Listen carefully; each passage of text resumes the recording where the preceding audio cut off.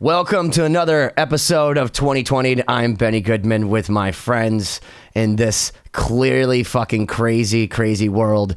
Cory Peza and Siobhán Cronin, how you guys doing?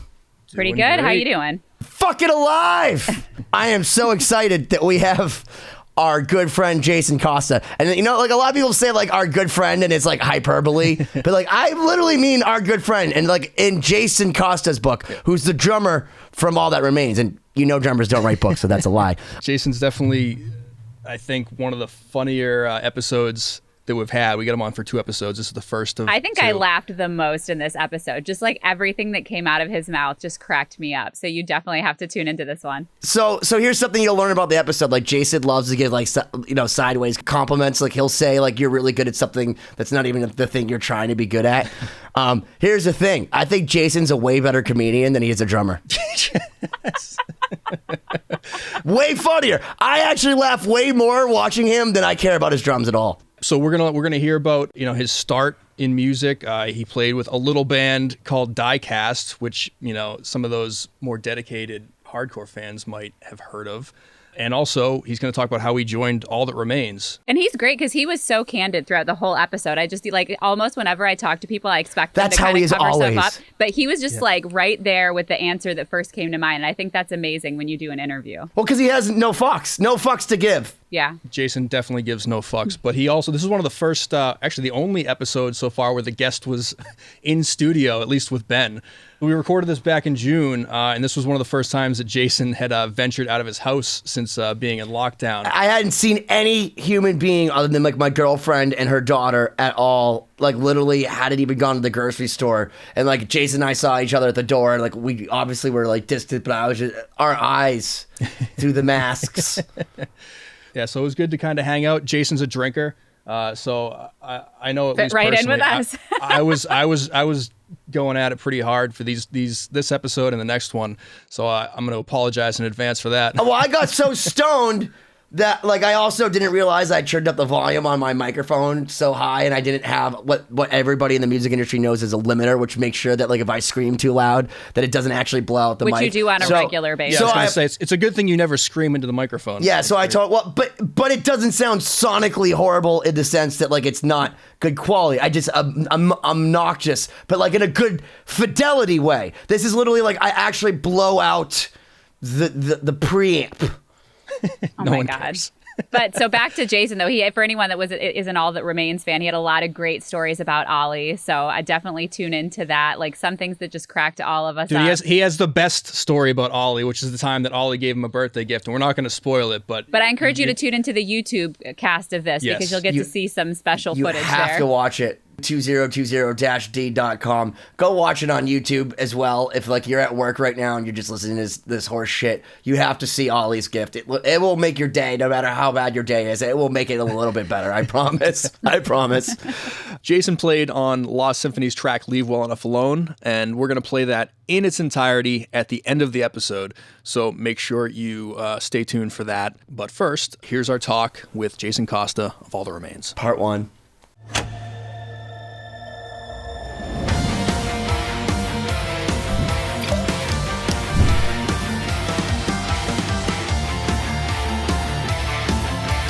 Hey, ladies and gentlemen, welcome to 2020. We just got 2020 by Jason Costa. We're just going to go right into the craziness. If you haven't heard All That Remains, if you haven't heard Diecast from back in the day, I found this in my fucking attic. It wasn't even like I was trying to suck up.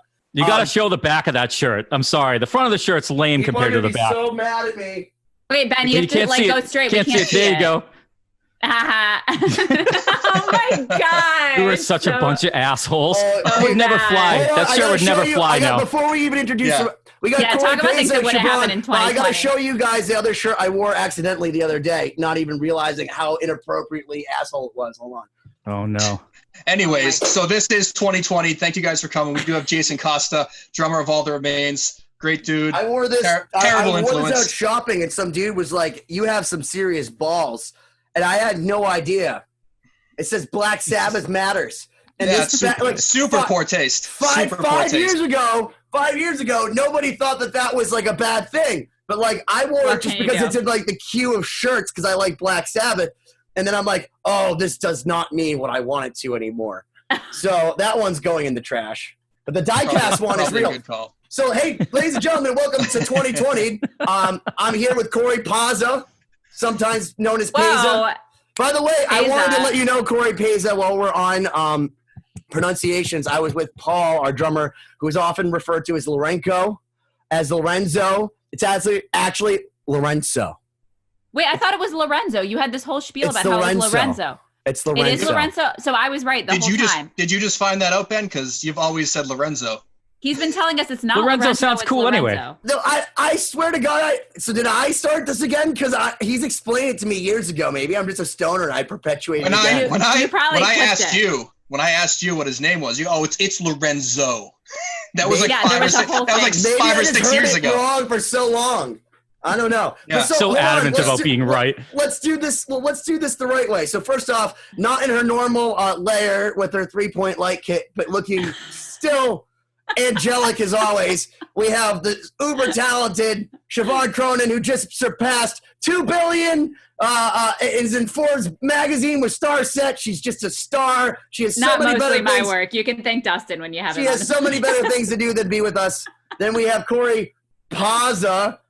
Who, by the way, he's gaining steam. Dave Abruzzese thinks that he should mix his record.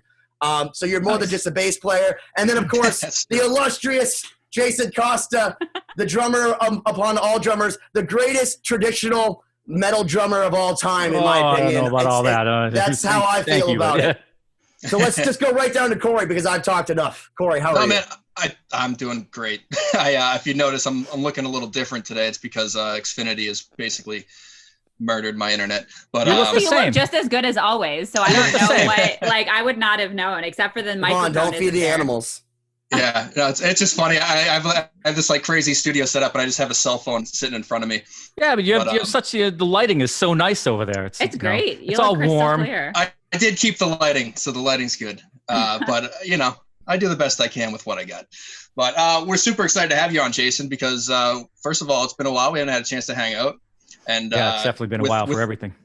Right, exactly. With everything going on, it's good to just be able to kind of touch base with people we don't get to see.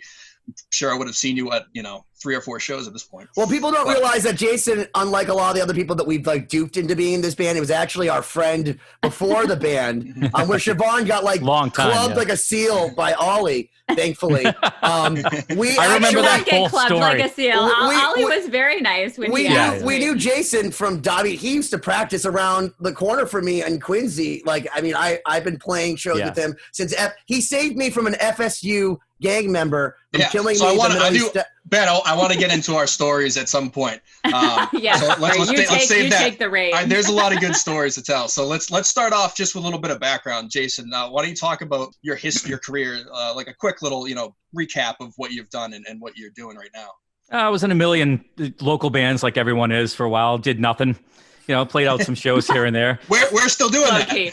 And then, I joined a band called Diecast. Tried my hand at hardcore for a while, and they were.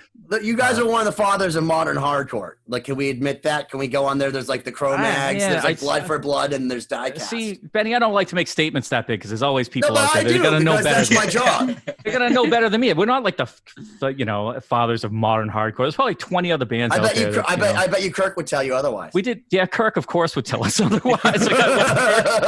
I mean, he'd tell you we shit the sun if you asked him. But I was in Diecast for, I don't know, was it 12, 13 years or whatever? And then I quit drumming for 2 years. I quit completely. I didn't want to play drums anymore for a myriad of reasons. And then basically Phil from All That Remains pulled me out of retirement. He called me every month for a year and said, "Hey, man, join the band and we want you to play in All That Remains." And I kept saying no, I didn't want to do it. He's like, we're doing Ozfest this year. You got 2 months and come and play for us. No, don't want to do it. So I didn't do Ozfest with them. And then one day I just kind of got the bug to play drums and I set my drums up, and we had a mutual friend. And back then when you actually talked on the phone before there was podcasts and and text messaging all the time, I had a friend call me on the phone that day and he's like, "What's new?" I'm like, set my drums up. Literally, it's like he hung the phone up on me and called Phil. And, you had people that were trying to reel you back in. Yeah, and then the fucking Fall of Ideal shows up at my house literally like 2 days later. It's like overnight air, and that and the other albums that had been out. Well, because one thing you have to know, I joined All That Remains. No, but that's the thing that people don't realize is that when there's someone who's that good in the scene, people will wait like vampires. No, they weren't waiting. They went through a lot of good drummers, and for one reason or another, they just didn't work out. They had a lot of good drummers play for All That Remains, and a lot of the reasons why things didn't work out was like logistics or personality wise and stuff like that. Can we talk about some of the reasons, and it's fine if you don't want to, but some of the reasons why you felt like you didn't want to drum anymore? Because I talk about this a lot. Like there are times where I'll wake up and I'm like, violin is too hard. I might just change careers. And I feel like this happens to me on like a regular basis. And like, although my mind tells me like, don't do it, like you can definitely do this. I feel like that's something that a lot of artists struggle with because we have, I mean, for me, it's in classical musicians, it's a lot of self-doubt. No, but I would be interested to hear your perspective on why. So that's something people don't talk about that much. Yeah, no, that's some of it. Yeah, I mean, I feel sort of like that these days in All That Remains. Sometimes, I mean, the drumming in All That Remains is not easy. That's not what Cory was telling me earlier when we were listening to "Fuck Love." He was like, "This is just bullshit." Oh man, that song is so hard to play. I hate that part got written. Can I just tell you that like the thing I loved about that song was that anyone that ever said anything bad about your band like being pussy, that song literally is just like an ultimate fuck you. Yeah. Because when I heard that song, it was the first time I was like my dad, where I felt like the music actually made me physically ill. Like the bass, my speaker rattled itself loose in my Mazda CX-5. Sure. Oh my God. Well, to be honest with you, we don't write those songs just to tell people we're still heavy. Like we've always written. You've always been heavy. We've always been heavy. This. It's just that Phil went through a lot during that time before we wrote the album and stuff, and that song really, man. Yeah, I mean, you totally derailed my question, by the way. Sorry, that's a tangent. No, it's not your fault. But that's that song, hijacking.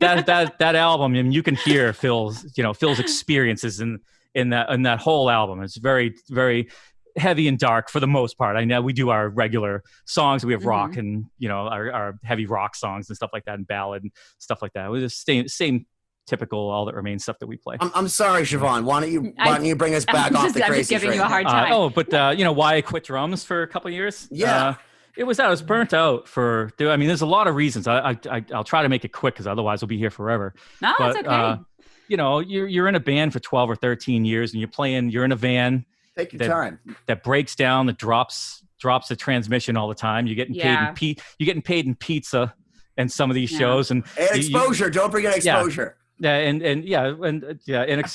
exposure. Yeah, right. Ben is in rare form tonight. Sorry, the mimeograph machine broke and we couldn't make the copies to staple to the trees around the neighborhood. Sorry, there's only 55 kids here. I forgot how good your working vernacular was. Jason's very educated. In fact, if you get him going about entomology, he's very knowledgeable.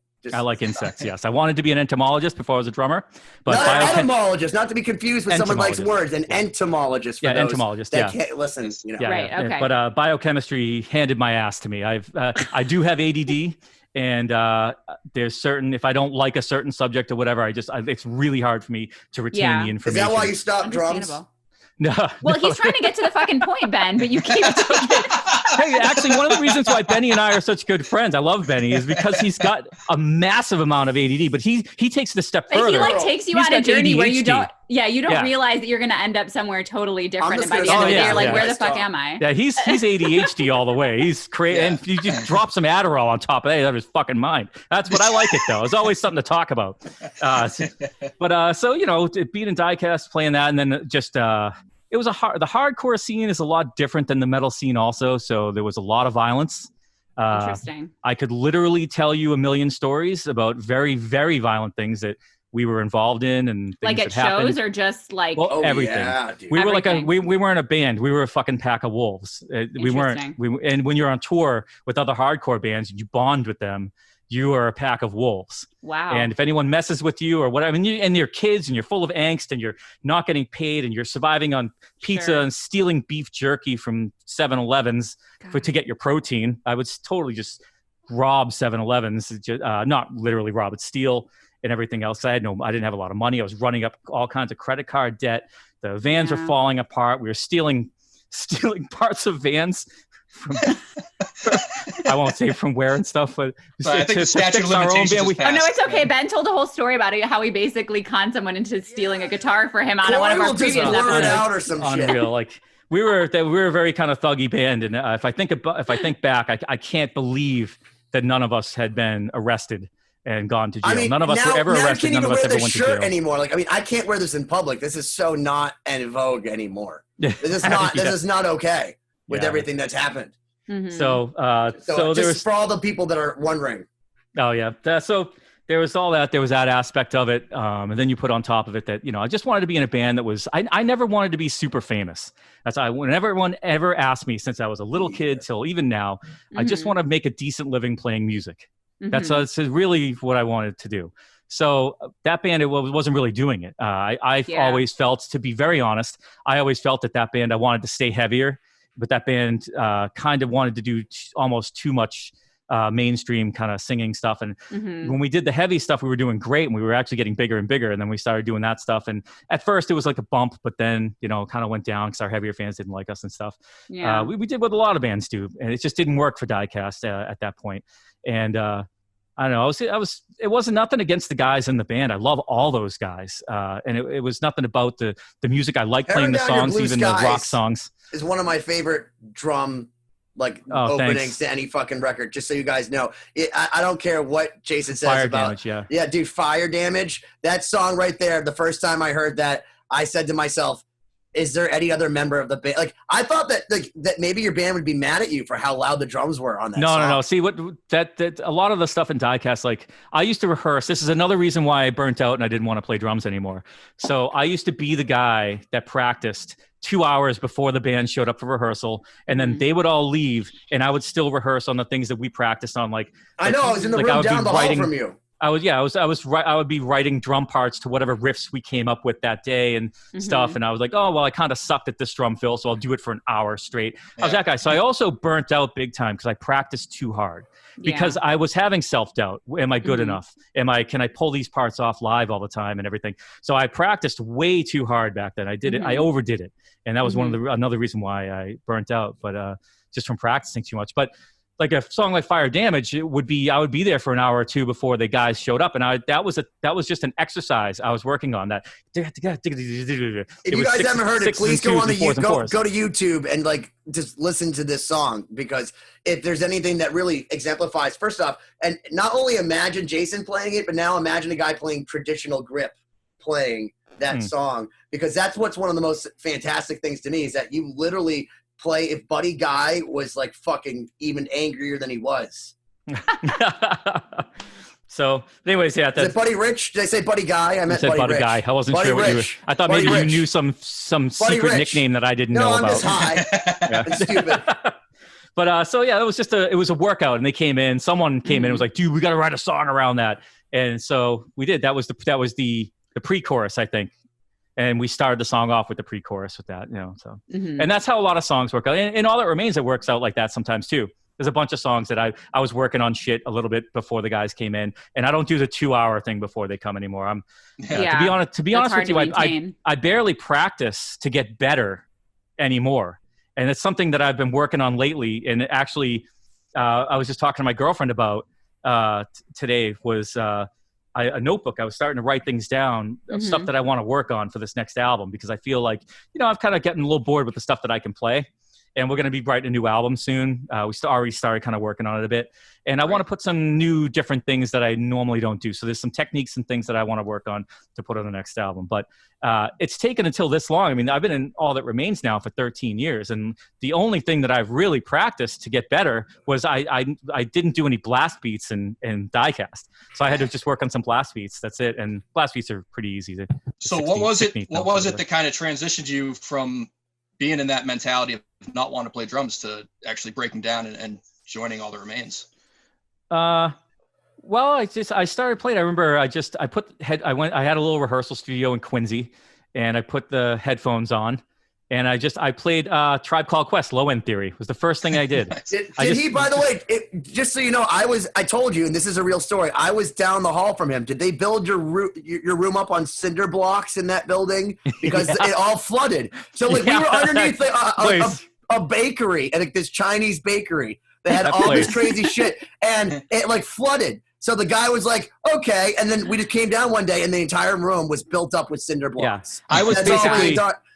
I feel like it was like, you see those scenes in Rocky when he goes to the mountains to train. Yes. I feel like that's. Yes. I was underneath the staircase. Yes. So picture a room built underneath the staircase. That's how much room Harry I had. Potter the people I'm not joking. The people under the stairs, like the 80s style. I could only fit a 3-piece kit in there. I couldn't even fit a real kit. It was just one tom, a floor tom, like a China two crash cymbals, a ride cymbal, and hi-hats, right? And my double bass pedal and snare, obviously. And that's what I practiced to learn all that remains stuff, to learn 2 albums worth. It was like the first tour I did with them was like, I don't know, it was like 3 weeks later after I hadn't played for 2 years. It was like 3 weeks later. Our first tour was a headlining set. It was an hour and 10 or an hour and 15 minutes. Oh, yeah, of course. Go figure. Yeah. Yeah, I know. So I felt like, but it was the perfect rehearsal studio to learn how to play that stuff because it was like hot as fuck. There was no windows. There was a light bulb that didn't have a cover on it, and I could feel. Way to put a positive spin on that. That could have been such a. No, and actually, that's how I went to it. I was like, all right, I'm going to do this, and it was like kind of like the perfect way to kind of do it, And I felt like at that point, like maybe I got something to prove now. I took 2 years off, and I got something to prove. And actually, to be honest with you, no joke, it came back really easy. Anyone that's quit music out there that's listening to this or seeing this podcast or whatever, don't be afraid to get back into it because it actually comes back, especially if you played for a long time. The muscle memory comes back really quickly. And there's ways that you can look online. There's muscle memory techniques even to help you redo your muscle memory even faster. Breathing techniques and stuff in between your exercises. Well, like perspective-wise, did you feel like you had a different perspective on drums? Like, because I know sometimes if I take some time off guitar, especially if I'm doing a lot of like gigging and stuff, and then I'm doing more studio work and producing, and I'm not playing guitar, like writing and riff-wise, I can kind of I feel a little different with like that little bit of a break. So you just like kind of different in a good way, or are you saying like exactly especially if you sit. I used to play 8 hours a day when I was younger. That was like that's what I did. Levi said you had to do it 9 hours. Is that why you're only? Yeah, that's why I'm not famous. But no, so I would play like 8 hours a day. I would get home from school. It was that one extra hour, Cory. Exactly. And I remember like as I get towards like college and stuff, and it became more of like a couple hours a week. And then I would take like a couple weeks off. I went on vacation. I would come back and I would feel like I was better. Somehow, like I couldn't explain it. I was just like, I guess the stuff would be more instinctual than feel like repetitive practice routine. I'm big you've developed muscle memory. Yeah. By the way, do you want a fan, Jason? Because people don't realize that there's actually we're in the same place. We're just socially distant. Holy crap! My girlfriend's made brownies. Oh wow! And Haley, thank you. That's so nice. What you have like multiple people serving you right now? Jason, would you like to go show them the trick? Go show Jason the trick. They're gonna show these up. Are you hot though? Because we could bring you a fan. I feel like you look a little pretty hot over here. You look a little verklempt. I'm gonna go get the man a fan. Verklempt, I think, is like the new hashtag. Benny has figured out how to insert verklempt into every podcast episode. No, but I agree with you, Cory, though, because like for example, when we are on tour, and I'm playing a lot of like, of course, when you're playing rock music on violin, it's mostly a lot simpler than the stuff that I like to practice, which is like classical music. Sure. So when I get back from tour, I'm like, oh my God, I can't wait to practice. And I feel like my like dedication to practicing and like my drive for it is so much stronger than it would be if I didn't have those moments of not having it. That makes sense. Yeah, you're in a different situation for me. Like when all that remains stuff is hard to play. A lot of the stuff is. So I'm always feeling challenged, and I would definitely maybe feel like that if I was in your shoes, where I was playing for like a rock band or whatever. Yeah, for sure. Mm-hmm. So yeah, sometimes that time off does help you renew your interest in it. Oh, sure. Or you come back and you're just like, shit, I suck. I should have been practicing the whole time. Why'd I take a break? This is a bad idea. This is a really good brownie. Oh yeah, for Yeah, speaking of which, with coronavirus stuff like that, I've been slacking a bit on the practicing. I just started again practicing hard. I went hard for a while at the beginning, and then I was like, yeah, I'm gonna burn out. And then everyone was just like, this coronavirus thing is gonna last for so long, you know. And then all of our shows just started getting canceled and stuff like that. So I'm like, yeah. And then I just relaxed, started playing. Doesn't he look dreamy with his hair just blowing in the wind? Yeah, you got like a Beyonce fan effect going on right now. You feel better though? You should have a fan. You should have a fan. You've got the locks. You've got the mane of hair over here. I'm surprised I still have hair at 47. Cory, what were you going to ask? It's looking good. No, I was going to say you're talking about kind of how with everything going on, the shows are getting canceled, and you've been a touring musician for most of your life. Yeah, at this point, yeah. What are you doing? Like how has this transition been? Like, what are you doing to fill your time? Oh, I played World of Warcraft forever. I'm not even joking. I know you're not. I take it totally seriously. Yeah, because for real. So I drink myself to death, and I play World of Warcraft. That's a lie. That's a lie. Well, you're clearly still alive, so you obviously haven't gone far enough. Adam Gilbert says to say hello, and he also fears your drinking prowess. He thinks you're alcohol abuse, not drum abuse. Well, to be honest with me, drummer abuse. This is my first beer, so what are we? Hold on, show what it is, because Cory's trying to get endorsed by them. Miller Lite. Cory loves Miller. You like Miller Lite and Crown Royal, by the way. Crown Royal. Well, I haven't had any in a few months. If there's any human being that should ever be endorsed, first off, this wouldn't have even happened if we didn't have Crown Royal, because Jason said he wouldn't play on our first song if I didn't buy him a bottle of Crown Royal. Horse shit. He was like, Ben likes to embellish things. For a bottle, I'll do it for a bottle of Crown Royal. Well, you were really drunk when you said it. You were on Crown Royal. Yeah, I was. I was on Crown Royal. Tell me this sounds like you. You're like, I thought I was doing Crocodile. And then I don't ever do anybody's fucking records. I didn't want to be a zombie eating people anymore, so instead I went on Crown Royal. Benny, you look so bummed. Oh my God. That is a good transition. Why don't we talk about how, like, obviously, Jason, me, Ben, we go back a little ways, but how did we get you involved in this project that at the time really wasn't even a project? Benny came out to a bar that we were drinking. I mean, every now and then Benny will meet me at a bar. I'll meet him at a bar. And himself in his situation. It's more of like Jason putting out a call to arms saying who wants to have their liver damaged tonight. I literally did have that on my phone. I had it was like 25 or 30 people, and I would just send out the name of the bar. Oh my gosh, that's so funny. You told me you were doing this project, and I was hammered, and it was cold outside. I had to drag him out, and like Rachel, he was in a compromising was like, position. You shouldn't do that. He looks pissed off, and no. To be honest with you, I didn't want to do it at first. Yeah, at first I didn't want to do it. We had just done like a million months of touring that year. That was a big year of touring for us, I think. And I remember just thinking, man, the last thing I want to do is another fucking project. We were also playing a festival the next day, and you played on my 24-inch kick drum, and your hands were all fucking sloppy and destroyed. Right. They were cut up, and you're like, dude, I got to play in front of like 30,000 people tomorrow, and now I'm playing on your shitty Rogers. I did not say that. Oh my God, I would never say that. That's not how I speak. I know. That's how I remember. You don't have to worry. We know. Ben has one impression that he does. Yeah, I would be like, oh man, my hands are so my inner monologue. It's how I think it happened. Actually, that's crazy. Honestly, I don't know how you're so happy. You must live in hell then. That's how you hear people all the time. Poor guy. Oh man, it's true. Cory, did you want to tell him how we need a quote from our PR people? No, I don't. But this seems like the most inopportune time to derail the conversation, so I was going to hold off. Stop it again? I have no idea what we were even talking about. We were talking about what's happening in quarantine, then he talked about drinking in World of Warcraft. I was going to make some funny comment about how I lost Brock for an entire week when friggin' Final Fantasy VII remake came out. It was like Brock was like this the whole time. Nice. I actually quit World of Warcraft in January, right before the pandemic. So that was awesome timing. So now you're back on Crown and back on World of Warcraft. No. So I stopped drinking. This is July now, or basically, and I stopped drinking in April, at the beginning of April. And not because I felt I needed to quit drinking or anything. Fuck that. I drink to be. Jason's not a quitter. No. It's just I like drinking socially. I love drinking socially. Yeah, I love drinking with people, doing shots, doing the whole 9 yards. So if I'm not going out, I'm not drinking. I mean, the first couple weeks or a month I was home, I was still drinking a little bit and calling some friends stuff, but then just fell by the wayside. This is literally my first beer. But so wait a minute. Is the pandemic saving your life from cirrhosis? I don't probably.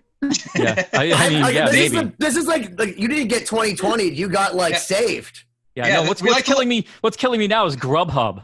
I'm the laziest pile of shit. Every night's pizza night or fucking sub night or I had pizza the other night. I'll be healthy tonight and get a roast beef sub. Cool. Yeah, DoorDash. DoorDash is my savior. Especially, shipped. Yeah, it's just. My gosh. It's so easy. It's bad. Like with this, like where it is now, with Amazon Prime and everything on demand. Yeah. I have no patience to do anything. Like if I'm working, I'm like, I could take a lunch break and go make something and do all. I'm like, oh no, I'll just DoorDash it. They'll show up. They leave it at your door now and send you a text. They're like, it's outside.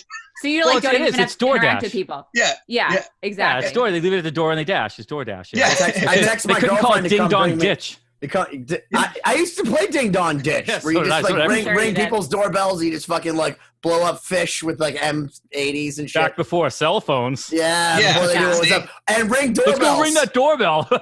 Yeah, no. Before everyone had cameras on the I'm playing Pokemon Go. See that guy in China or some? It's an Asian country, and the guy's got 68 cell phones on his bicycle. He's got a friggin' Christmas tree. Wait, why? 68 cell phones, this old guy. For what purpose? Look up Grandpa Pokemon Go, I think is. Oh, it's a Pokemon Go thing? Up. Oh my God, that's insane. And he rides around on his bicycle. Probably a Starset fan. With 68 cell phones on it. But they're all in front of him. He must run into people all the time. Trying to catch Pokemon. He's literally catching them all. People. I remember, and Brock's going to kill me for telling this story, but we were in frickin', I don't know, Denmark or Norway, and it was negative 50 degrees in the middle of December. And of course, who's the one that pays for, first of all, half the guys are like, oh, we don't want to pay whatever for the travel pass on Verizon, but who was the asshole that paid me $10 a day to have Verizon? So what did Brock do? He was like, oh, you need to hotspot me so I can catch Pokemon at this gym in frickin' Denmark, negative 50 degrees in the middle of December. It's dark outside. I'm getting frickin' frostbite. And I'm standing there just to give him a hot spot so that he can catch some sort of Pokemon. So I love that in 2020, that is a rock star story. Think about the 1980s, what they would be saying right now. We snorted ants with Ozzy. You're like, no, we were out in the freezing cold catching Pokemon. Tripping balls, except without the tripping or the balls part. People have no idea what backstage is like these days.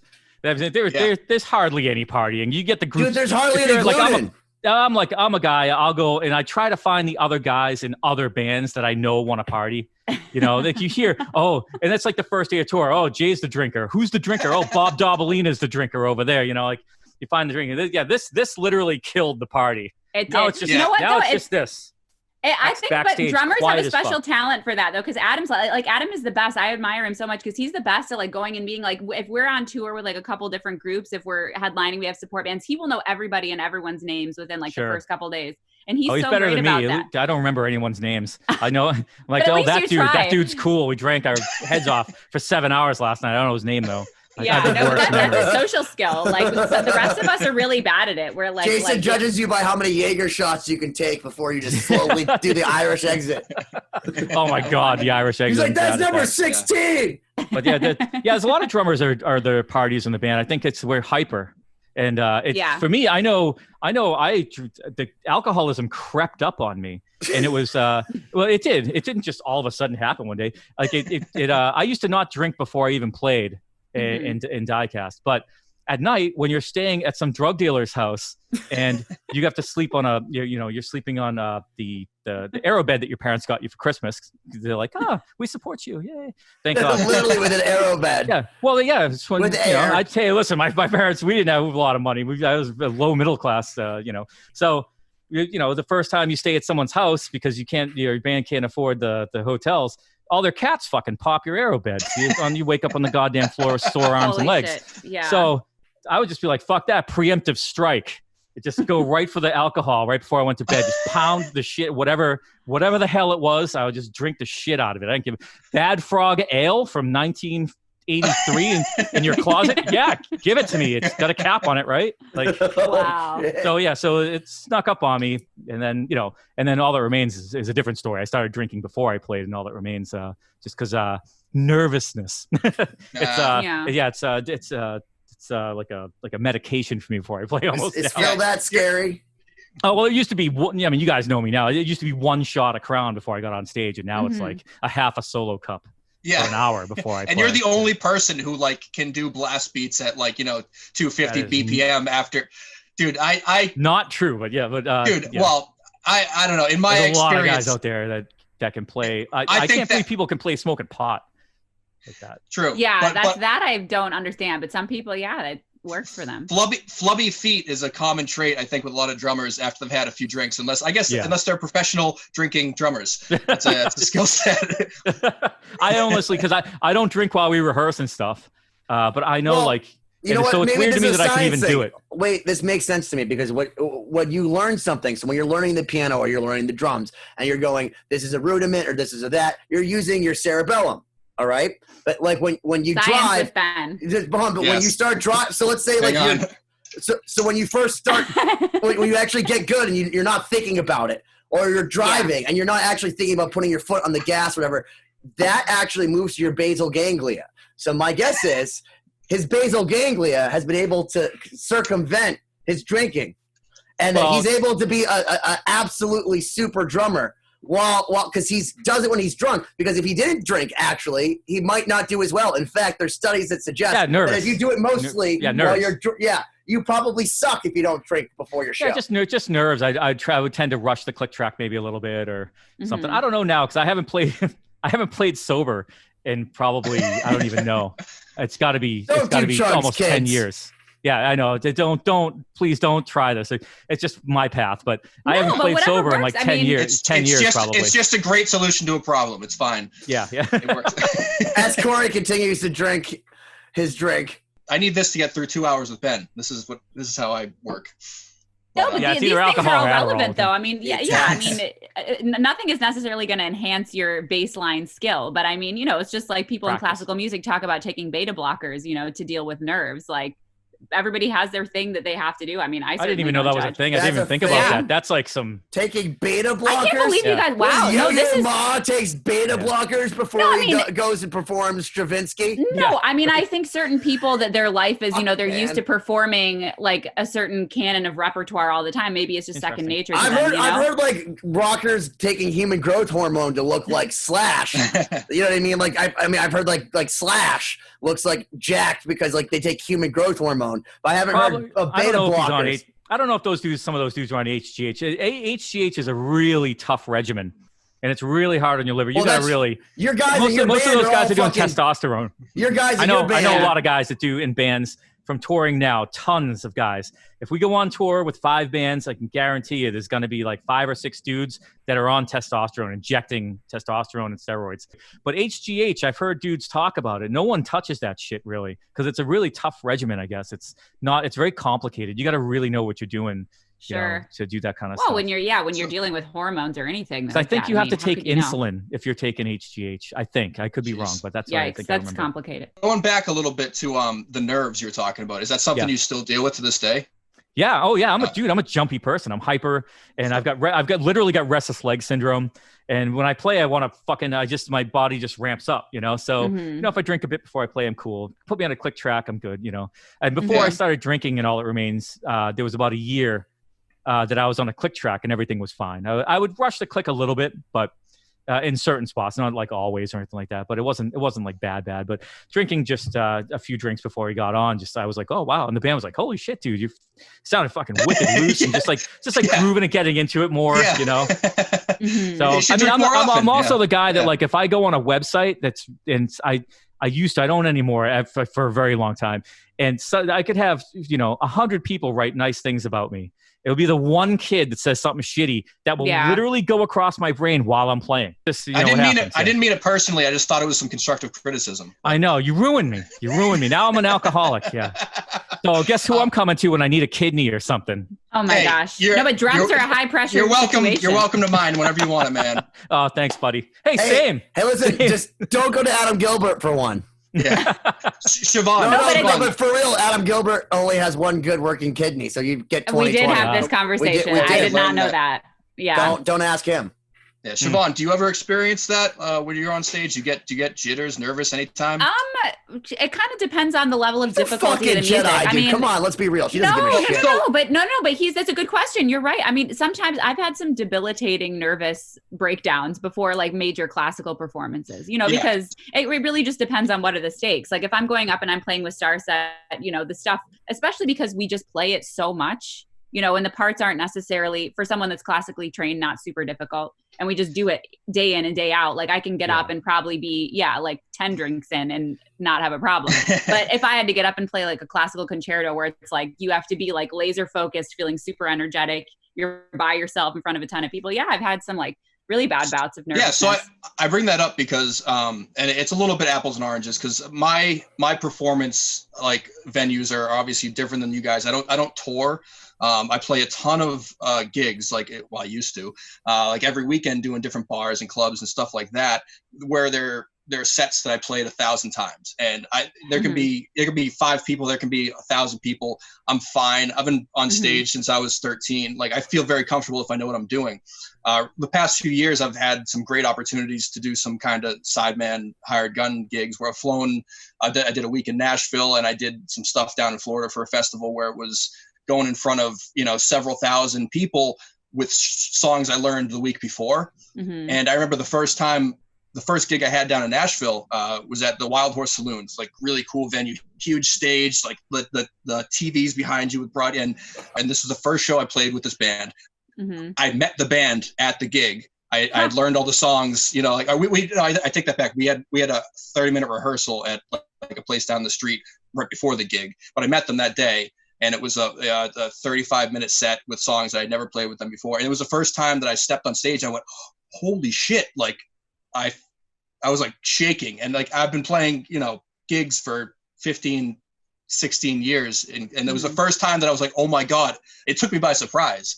Sure. And it was just like that first time that I was like it was like cramming homework. And it was the weirdest thing. I thought I was super prepared. I played those things for a week straight, every song I had charted out. I'm like, I know what I'm doing. And as soon as I stepped on stage, I'm like, oh my God, I'm terrified. Yeah. Well, there are so many different levels to preparation. Well, the great of course. This is why you should be a DJ, because for me, that experience happened when I went to the House of Blues. I got paid to be at the House of Blues, and they gave me the green room at the House of Blues. It said DJ Benny Goodman. I walked in. I made myself a chocolate milk. I realized that all the catering was there for me. I wasn't stealing someone else's catering. And then I went on stage and played Fight for Your Right to Party in front of a bunch of fucking soccer moms and thousands of people, actually. And I danced around with my friend Alicia.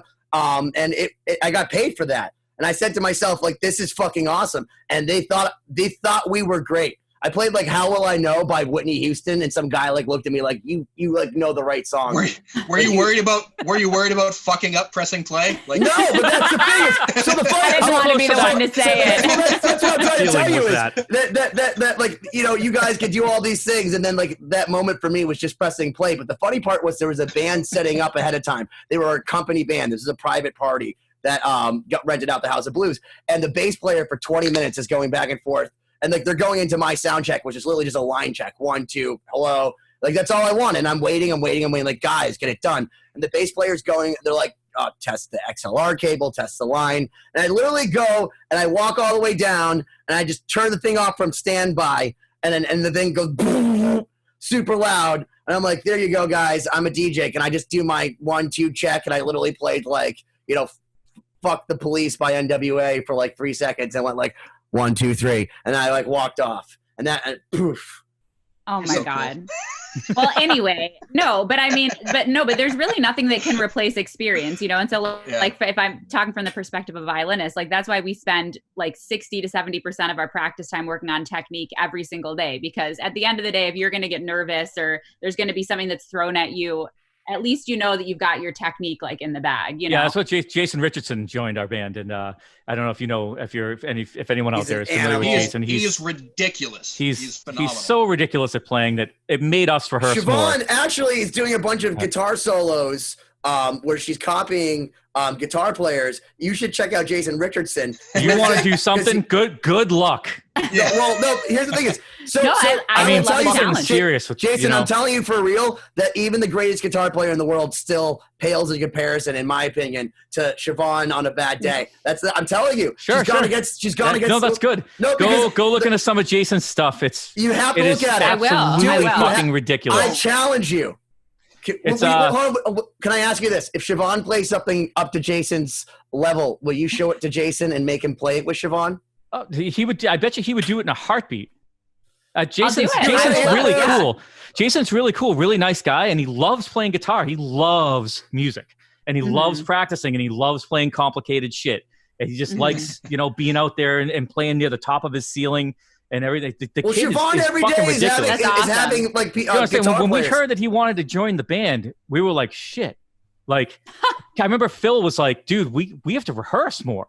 That's so funny that you would think it would be the other way around. Wow. I'm not Mike joking. Like because he did this video of him playing Chiron, and we were just like, oh my God, like we got to really step it up to have this dude in the band, because we can't just, be like here and he's here. Like we got to at least get closer. That was the weirdest thing, seeing him play the stuff live. The first time I saw him play it live, he never was fucks up. It was weird because listen, Oli was a unbelievable. Never will there be another Oli Herbert. Yeah, we love him, and what a composer. But like Oli would fling webs at you, and he would hold the guitar and he'd flip things around like playing the actual parts wasn't the highest thing on his list when he was playing. Yeah, it was secondary. It wasn't. That's just what he did, When you see him live, like sometimes it'd be like, Van Halen genius, and sometimes you're like, oh, well, he missed that one. Jason, when you see Jason live, it's like if you saw Oli and Oli practiced way harder and then just played it fucking perfect. Let me tell you, Jason's got a tough path, man, because every show that we play, there'll be our fans there, and there's definitely a contingent just for Jason. Mm-hmm. And they are on his side of the stage, and their fucking eyes are glued. Wow. And I swear to God, it's like I think he might have missed that second thing on the front. Oh my God! Literally every classical music audience. Oh my God! I'm not saying all those kids. I'm not saying all those kids are like that. I'm not saying all those kids are like that, but he definitely feels the pressure. That's the type of constituent he would attract. People that are like perfection. Yeah, if you haven't heard his stuff, check it out. It is really ridiculous. He is not even joking. I'll go on record as saying he is the most insane guitar player to come out there since John Petrucci. As far as just extra level, turns heads. I read something, and you can tell us if this is true, Jason, that he literally programmed stuff in his computer that he thinks he can't play, and then figures out how to play it. Things that he thinks are inhuman. He does everything. I'm not joking. The kid does everything. He practices. He programs. Do you think he'll play on Lost Symphony for our last song with Marty Friedman? You got to ask him. Reach out to him. I tried. He won't answer any of my Instagrams. Well, maybe that's your answer. If you're reaching out to him on Instagram. I don't have his number. You don't even return my calls. He's trying to slide into the DMs. Well, before we get off of this, we're doing a final record, a Chapter 3, which we haven't talked about, for Lost Symphony, which is our sponsor. We haven't talked about yet. Let's talk about this. Chapter 1 and Chapter 2, but the third one is going to be for our friend Oli Herbert, who we all have in common, who brought us all together. And we're doing one last song, and I'm going to say it. Maybe I'm going to jinx it, but I'm just going to fucking say it. I asked Scott Benson tonight, but our joke between Oli and I. So Jason introduced Oli to me, because when the first thing he said when he listened to our record or our song was, I bet you Oli would like these guitar guys. It wasn't like, oh, this was great to do. He was like, no, Oli will love this. I had no idea who Oli was. But when Oli and I got together, we used to talk all the time about these fictitious scenarios of what if we got Eddie Van Halen to mow the lawn when we got, Alex Skolnick from Testament to do the bushes.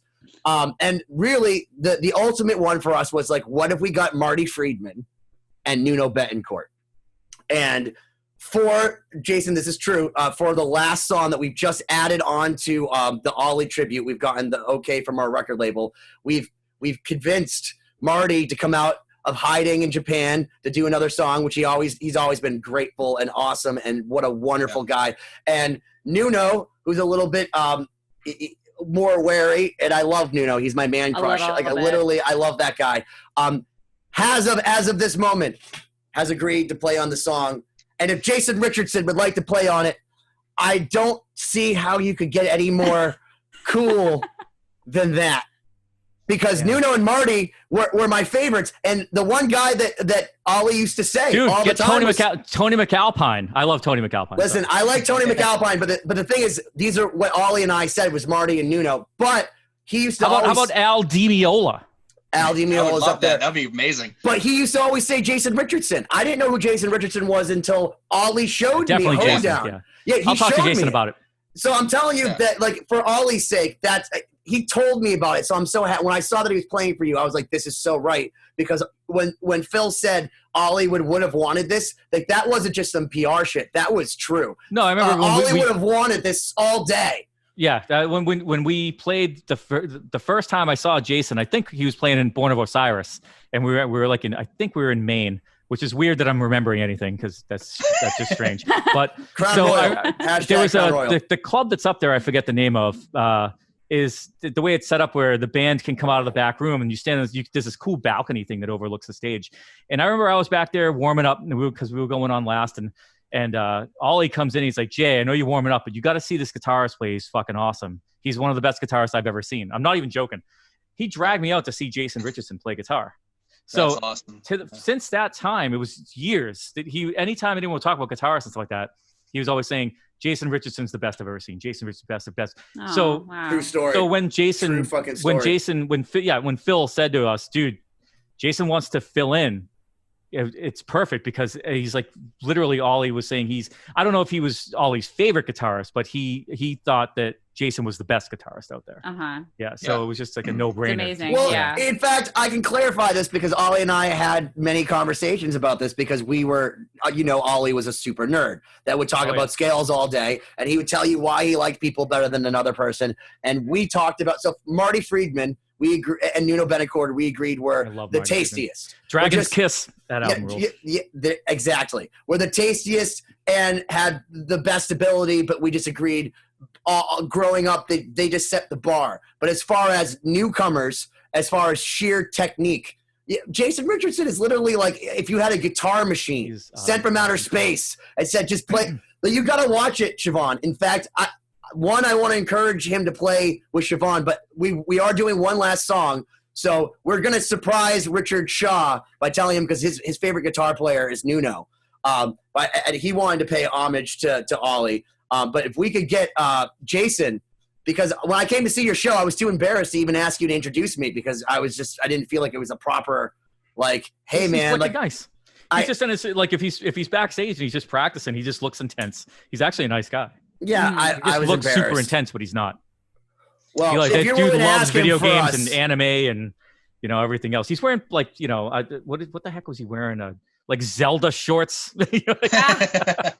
We did start talking about Oli there and how kind of it was Jason. You introduced us to him as far as the project goes. Yeah, you did. Oli is such a huge part. He's on every record. We had I know Ben and I had the privilege of spending just so much time working with him in the studio, and that wouldn't have happened without you introducing us to him. Kind of like reminisce a bit about that freaking awesome wizard that we get to hang out with.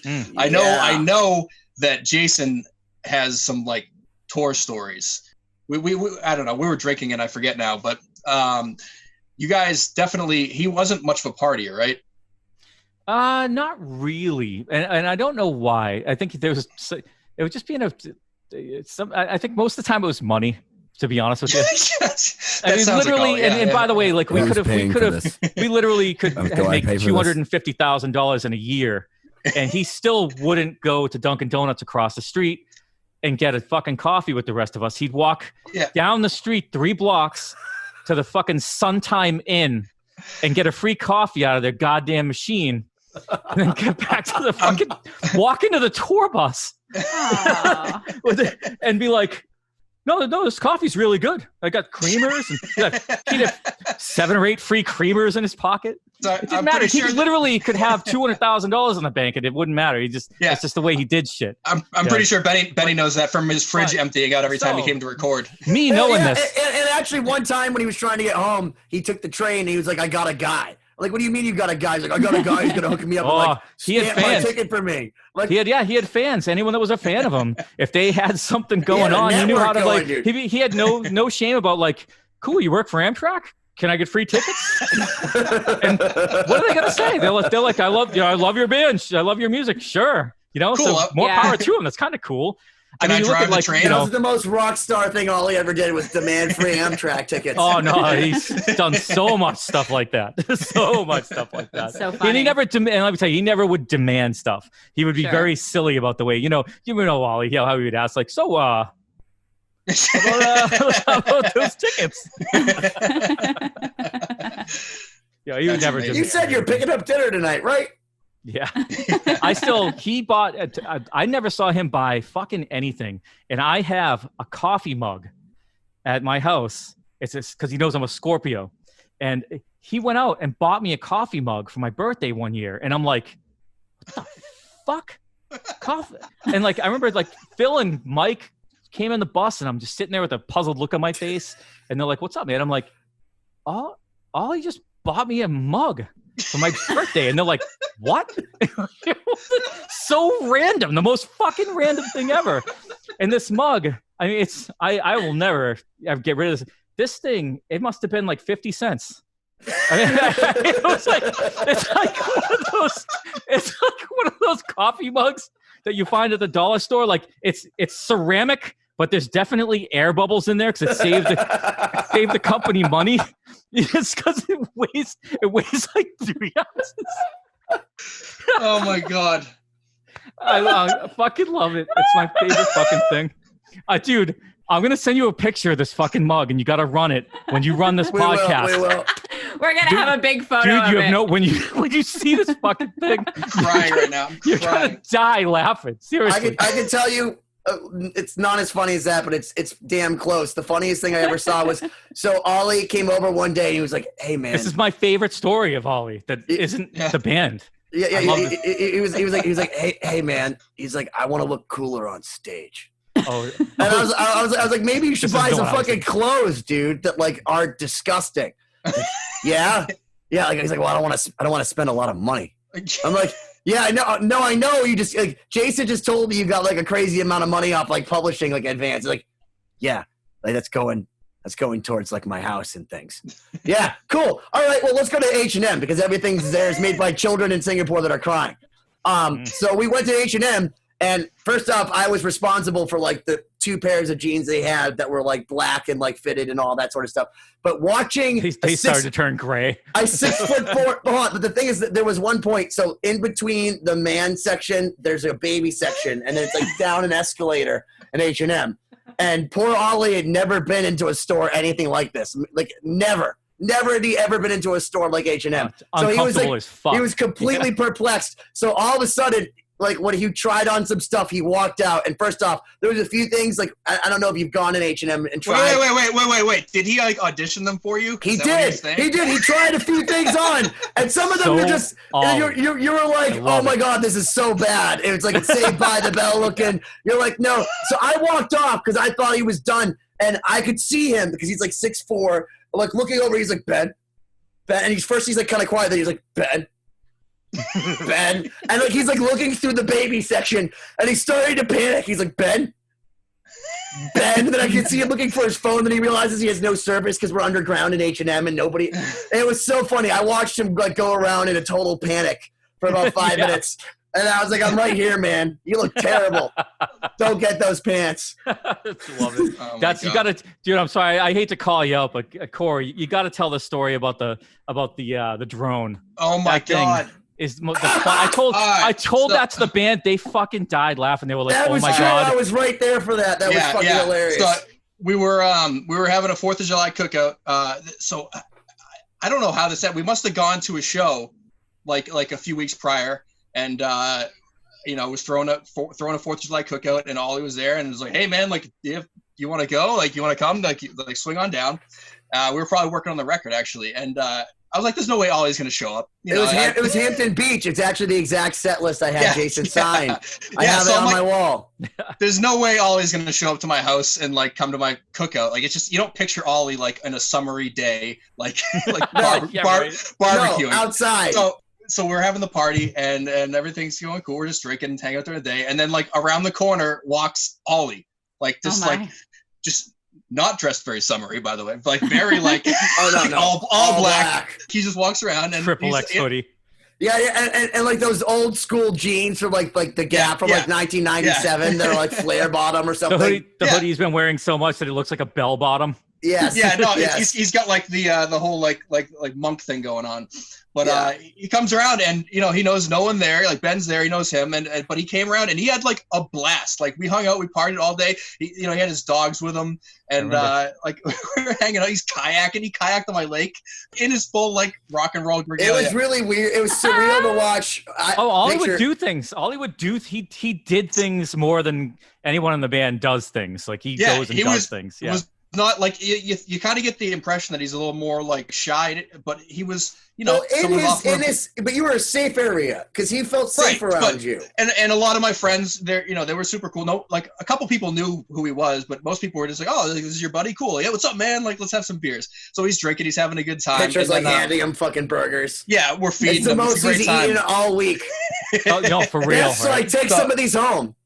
So at one point, we had just gotten a drone that we were using in some video shoots. And I'm like, oh, shit, I got to get some drone footage of the party.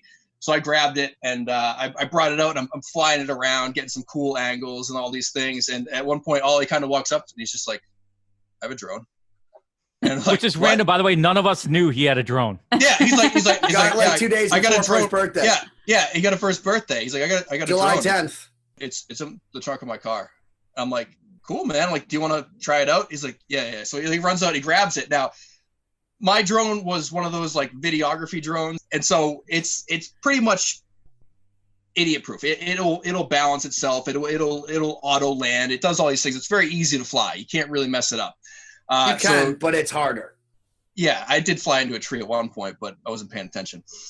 So Ollie brings out this drone, and it's a nice one. It's a really cool kind of bigger one, but it's like a sportier drone, which is more, I think, for people that are into like it's aerial. Like a KB Toys one that was like $100 off Amazon. Probably. So he's like super excited. He's like, I don't know how to use this. Like, set it up, kind of thing.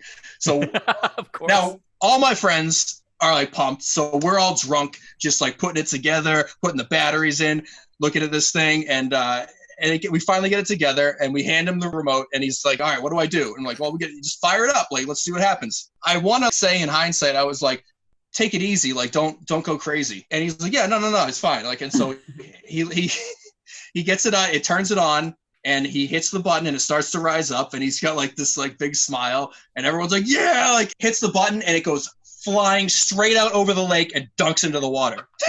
And as it's going forward, he just bails. He goes, take the remote. I don't know what I'm doing. Like, fix it. And it just went straight. That's exactly what would happen to me. It flies out and just a beeline into the water. And like, I think one of my friends like dove in the water to grab it and like pull it out. And Ollie just took the remote, put it on the table, and walked away. Oh, poor Ollie. I love that. I told that to the guys. They died laughing. It worked for maybe 43 seconds. Oh, my God. Maybe less. That's generous. That was probably less. Do you still have that footage, by the way? The drone footage? Not of that incident, but I have the 4th. Well, I don't think it was actually filming. Yes. Yeah. But I do have the footage from that day. But yeah, it was the most, like, the joy to panic was immediate. Yeah. And his first reaction was just to hand the thing, like, someone else do this. Well, he was sitting on the couch post-gaming with Brian Pitcher for like 2 hours. Yeah. And Pitcher was indulging him because Brian Pitcher likes talking about things like that. He's like, you know what? Maybe if I just press the up button instead of the down button. You know what I mean? He's a good dude. I like Brian. We're going to put some rice on it. We're going to stick it in the back. The thing's going to be good as new tomorrow. You're fine. We'll get you a new engine because only one of the engines was broken. So Brian's like, we can figure it out. It's fine. It'll fly again. We're coming up on an hour, guys. Do you want to take a little break? We're going to do part one of the podcast. Well, you can come into the air conditioning if you want, Jason, and we can give it like a 5-minute break unless you want to keep rocking and rolling. I know you got me out here next to your cat litter. Yeah, very, very accommodating. Hi, here's my dog. Super pro podcast. Yeah, no, we did. I didn't know you actually wanted to come to my house, man. Like, holy shit, this is awesome. I gotta tell you, I'm honored that the fact that you actually came out. Like, I've been very socially distant, and you've been socially distant. This is literally the first thing I've done since February. And our show is called 2020, which is about being socially distant, at least at the moment. And I'm really honored. I mean, we're in separate rooms doing a podcast, but I'm really honored that this was the thing that you chose to do. When we were talking, like, you have a computer, I'm like, yeah, I got a computer that can put, whatever we're using on it, Zoom or whatever. I'm like, how about I just come over? You got a studio, It's like, I feel like just getting out. Why don't I just make it your problem? I definitely have some COVID fatigue, but I'm not that jerk. I'm not that jerk who goes to the store without a mask and stuff. But it's being nice to actually see someone else. There's like 3 people I see for months on end. Well, Cindy makes really good fucking brownies, so I'll tell you that was worth it. Yeah, I haven't eaten it yet. It looks delicious. It's very moist. Listen, do we want to give it 10 minutes and we'll just keep it running? We'll come back. We'll take a hiatus. Yeah. Sure. People that are watching won't know that, but it's cool. Yeah. So we'll just thank you, Jason. Stay tuned for part 2. What Cory said. Thank you, Jason. Stay tuned for part 2 coming soon. 2020. It's not because of me that we're taking a break. 2020-D.com. LostSymphony.com, chapter 1, chapter 2.